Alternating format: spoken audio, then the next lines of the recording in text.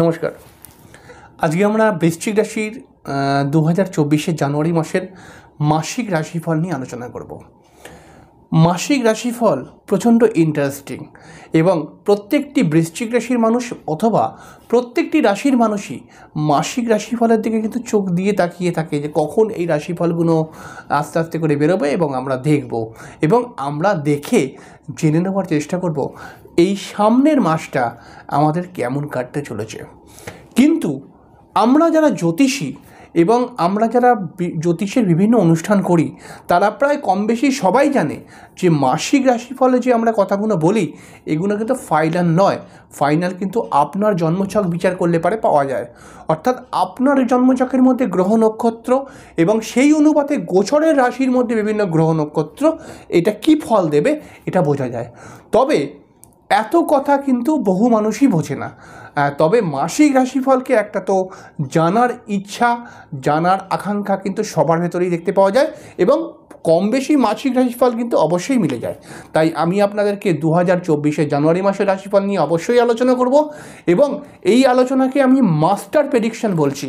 কারণ master prediction বলার একটি মাত্র কারণ এর আগেও আমি রাশিফল করেছি, কিন্তু তখন শুধুমাত্র গ্রহদেরকে নিয়ে কথা বলেছিলাম। কিন্তু আজকে আমরা নক্ষত্রকে নিয়েও কথা বলবো, অর্থাৎ গ্রহ প্লাস নক্ষত্র মিলিয়ে কী ফল আপনার জীবনে ঘটবে এই জানুয়ারি মাসেতে, এই সম্পূর্ণ বিষয়গুলো নিয়ে আমি আলোচনা করব। যদি আপনি আমার চ্যানেলের প্রথম হয়ে থাকেন তাহলে আপনার কাছে আমার রিকোয়েস্ট, আপনি প্লিজ আমার চ্যানেলটিকে সাবস্ক্রাইব করে দেবেন। চলে আসি মূল অনুষ্ঠানেতে। আমরা দেখতেই পাচ্ছি পাশে ছক চলে এলো, অর্থাৎ 2024 জানুয়ারি মাসের ছক দেখতেই পাচ্ছি। ছকের মধ্যে দেখা যাচ্ছে মেষ রাশির ঘরের মধ্যে বৃহস্পতি 1 নম্বর মানে কেতুর নক্ষত্র নিয়ে আছে। বৃশ্চিক রাশির 11th হাউসে কেতু কিন্তু চিত্রা নক্ষত্রের মধ্যে বসে রয়েছে। ঠিক অপরদিকে বৃশ্চিক রাশির 5ম ঘরেতে রাহু বসে রয়েছে রেবতী নক্ষত্রে এবং বৃশ্চিক রাশির 4র্থ ঘরে শনি কিন্তু বসে কিছুটা ঢাইয়ার ফল এবং কিছুটা শশ নামক রাজযোগের ফল দিচ্ছে। তবে শনি কিন্তু এখানে রাহুর নক্ষত্র মানে শতবিশা নক্ষত্রে রয়েছে, তাই এই শনি কিন্তু বেশিরভাগ সময় দেখা যাচ্ছে রাজযোগের নয় ঢাইয়ার একটা সমস্যা কিন্তু দিচ্ছে, অর্থাৎ বৃশ্চিক রাশির মানুষদের মধ্যে একটা মানসিক চাপ কিন্তু তৈরি করছে। অপরদিকে দেখতে পাচ্ছি বৃশ্চিক রাশির মধ্যেই কিন্তু বুধ এবং শুক্র বসে রয়েছে। বুধ হচ্ছে বৃশ্চিক রাশি সাপেক্ষে অষ্টমপতি এবং 11th হাউসের অধিপতি। সেই বুধ কিন্তু বৃশ্চিক রাশির মধ্যে জ্যেষ্ঠা নক্ষত্রের মধ্যেই রয়েছে এবং শুক্র কিন্তু বৃশ্চিক রাশির মধ্যে রয়েছে, তবে শুক্রটা কিন্তু অনুরাধা নক্ষত্রের মধ্যে রয়েছে। এবং মঙ্গল এবং রবিকে আমরা মাসের প্রথম দিকে ধনুরাশির মধ্যে দেখতে পেলেও রবি কিন্তু মাসের মিডিলের পর থেকে ধনু থেকে সরে মকরে প্রবেশ করে যাবে এবং মঙ্গল সারা মাসই কিন্তু এই ধনুর ঘরের মধ্যে থাকবে। তো এই যে গ্রহ নক্ষত্রের পজিশন, এই পজিশন থেকে আপনার জীবনে কি কি ঘটনাগুলো ঘটবে একটু সহজ ভাষায় কিন্তু জেনে নেওয়ার চেষ্টা করুন। প্রথমেই দেখতে পাচ্ছি বৃশ্চিক রাশির অধিপতি মঙ্গল, সেই মঙ্গল কিন্তু আপনাদের রাশির 2য় ঘরের মধ্যে কিন্তু প্রবেশ করে যাবে জানুয়ারিতে। তো সেই ক্ষেত্রে আমি এখানে বলতেই পারি যে আপনাদের ভেতরে কিন্তু অর্থের চাহিদা বৃদ্ধি করাবে। কিছু কিছু জায়গায় আপনাদের মাথা গরম হয়ে যেতে পারে বা ভুলভাল কথাবার্তা মুখ থেকে বেরিয়ে আসতে পারে। অবশ্যই কিন্তু এই জানুয়ারি মাসেতে আপনার নতুন কিছু অর্থ উপার্জনের মানে জায়গা তৈরি হবে, নতুন যোগাযোগ বাড়বে, নতুনভাবে ব্যবসা করার বা কিছু করার একটা মেন্টালিটি কিন্তু আপনার মধ্যে আসতে পারে। এবং কিন্তু কিছু বৃশ্চিক রাশির ক্ষেত্রে দেখা যাবে তাদের শরীর স্বাস্থ্যের মধ্যে একটা প্রবলেম আসছে। বৃশ্চিক রাশির মানুষদের ক্ষেত্রে কিন্তু পেটজনিত কোনো সমস্যা আসতে পারে এবং কিছু বৃশ্চিক রাশির ক্ষেত্রে দেখছি তাদের কিন্তু বাইরে থেকে ধার বাকিও হয়ে যেতে পারে, এই জায়গাটাও খেয়াল রাখবেন।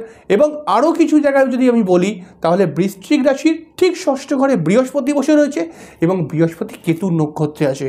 এর ফলে কিন্তু আমরা বলতেই পারি যে কিছু গুপ্ত শত্রুতার কবলে আপনি কিন্তু জানুয়ারি মাসে পড়তে পারেন। এই জায়গাটা সতর্ক থাকবেন, তাহলে কিন্তু এটাকে রিকভার করতে পারবেন আপনি।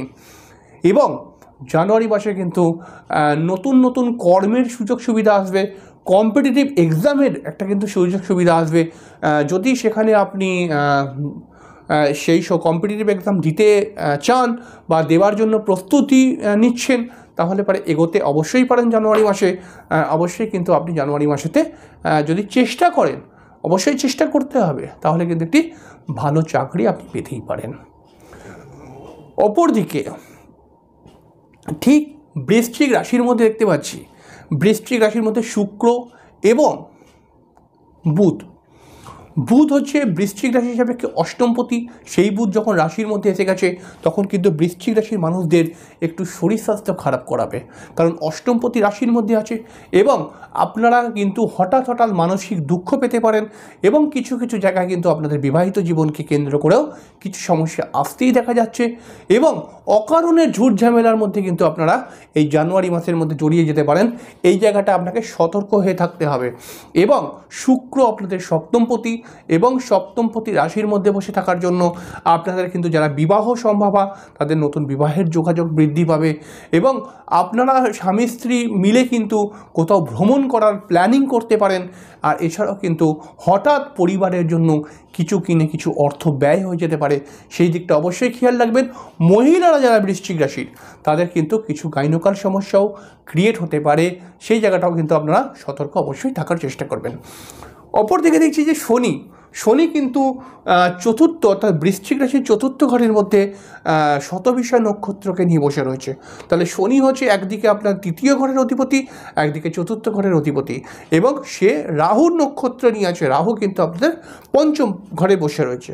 তাহলে পারে এখানে সোজাসুজি বলা যেতে পারে যে কিছু পরিবারের লোকজনদের সঙ্গে আপনাদের বন্ডিং প্রবলেম আসতে পারে, এডুকেশনের ক্ষেত্রে কিছু ফ্ল্যাকচুয়েশন আসতে পারে। অনেক দিন ধরে কিছু কাজ আছে এমন করব বলে মনে করছেন কিন্তু খুব একটা সুযোগ পাচ্ছেন না, তো এখানে জানুয়ারি মাসটাও একটু আপনাকে ওয়েট করতে হবে।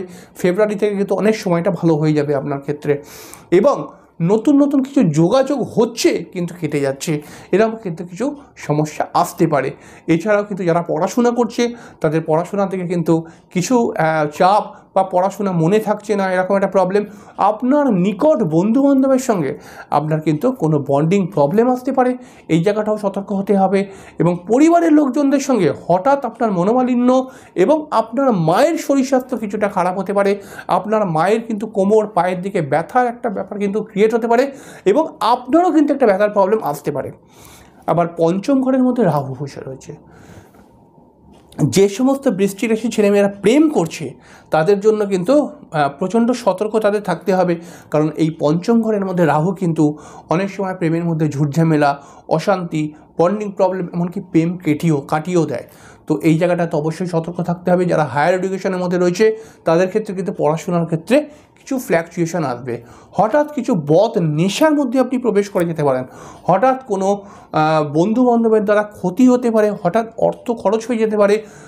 আপনার কিন্তু শেয়ার মার্কেট বা লটারির দিকে হঠাৎ একটা ঝোঁক ক্রিয়েট হয়ে যেতে পারে, সেই জায়গাটা কিন্তু আপনাকে সতর্ক থাকতেই হবে।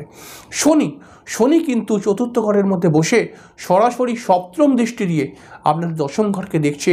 এর ফলে কিন্তু শনি শতভিষা নক্ষত্রে আছে বলে একটা সমস্যা, তবে কিন্তু নতুন কাজের যোগাযোগ আপনাদের আস্তে আস্তে বৃদ্ধি হবে এবং কাজ করব বা কাজ একটা নতুন পেতে হবে এরকম একটা মানসিকতা আপনাদের আসবে। কিন্তু একাধিক চেষ্টা করতে হবে, একবারই যে কাজের মধ্যে কিন্তু হয়ে যাবে না। রাহু নক্ষত্রে আছে বলে একটু ফ্ল্যাকচুয়েশন ক্রিয়েট করতে পারে এবং বাড়ি থেকে দূরে যারা কাজের যোগাযোগ করছেন তাদের কিন্তু যোগাযোগটি ভালো হতে যাচ্ছে। এছাড়াও কিন্তু দেখা যাচ্ছে যে বৃহস্পতি কিন্তু অবশ্যই তার সপ্তম দৃষ্টি দিয়ে আপনাদের দ্বাদশ ঘরকে দেখছে এবং বৃহস্পতি আপনাদের পঞ্চমপতি এবং দ্বিতীয়পতি। এর ফলে কিন্তু বৃহস্পতি সাধারণভাবে দেখা যায় পরিবারের জন্য বা পরিবারের প্রয়োজনের জন্য কিছু এমন কিনলেন বা খরচা করলেন যার ফলে আপনাদের বেশ কিছুটা অর্থ চলে গেল। হঠাৎ পরিবারের কোনো মেম্বার শরীর খারাপের মধ্যে পড়ে গেল যার ফলে কিছু অর্থ খরচ হয়ে গেল। আর এছাড়াও কিন্তু বলতেই পারি কিছু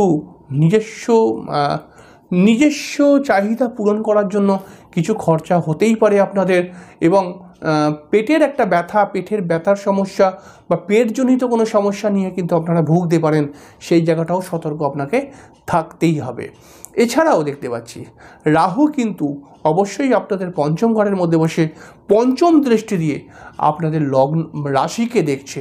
এর ফলে কিন্তু বৃশ্চিক রাশির মানুষেরা কিন্তু মাঝে মধ্যেই এদের ভেতরে চঞ্চলতা বৃদ্ধি হবে, মানসিক ডিপ্রেশন এবং হঠাৎ আপনারা রেগে যেতে পারেন। তো এই জায়গাটায় আপনাকে সতর্ক তো থাকতেই হবে। এছাড়াও কিন্তু কোনো খুব বড় কারণ না থাকলেও হঠাৎ আপনাদের বিবাহিত জীবনে কোনো সমস্যা এসে গেল বা তৃতীয় ব্যক্তি আপনাদের থেকে শত্রুতা করতে পারে, এরকম ব্যাপারও কিন্তু ক্রিয়েট হয়ে যেতে পারে। তো এই সব জায়গা থেকে আপনাকে বাঁচতে হবে। তবে প্রতিদিন আপনাকে হনুমান চল্লিশা পাঠ করতেই হবে, কারণ জানুয়ারি মাসের মধ্যে যদি আপনি হনুমান চল্লিশা পাঠ করেন এটার খুব একটা ভালো মাহাত্ম্য রয়েছে এবং আপনি খুব ভালো রিলিফ পাবেন এখান থেকে। কিন্তু আপনি দেখবেন অনেক ভালো ভালো কিন্তু সুযোগ সুবিধার পরবর্তী সময় চলে আসবে। তাই প্রতিদিন হনুমান চল্লিশা পাঠ করার চেষ্টা করুন। আর প্রতি মঙ্গলবার ওং সঃ ভৌমায় নমঃ এই কথাটা কিন্তু আপনি ঠাকুরকে প্রণাম করে 28 বার ঠাকুরের সামনে বলার চেষ্টা করুন, ওং সঃ ভৌমায় নমঃ এই কথাটা কিন্তু আপনি অবশ্যই বলার চেষ্টা করুন, তাহলে অনেকটা রিলিফ পেয়ে যাবেন। কেমন লাগলো আপনার রাশিফলটি অবশ্যই কিন্তু কমেন্টস করে জানাবেন। আপনার জীবনের সঙ্গে কতটা ম্যাচ করছে এটাও কিন্তু কমেন্টস করে জানাবেন। এবং আজকে এখানে শেষ করলাম, পরের দিন আবার দেখা হবে। অবশ্যই ভালো থাকবেন। যাই হোক, এখানে শেষ করি। শুভরাত্রি। অনেক অনেক অনেক ভালো থাকবেন। নমস্কার।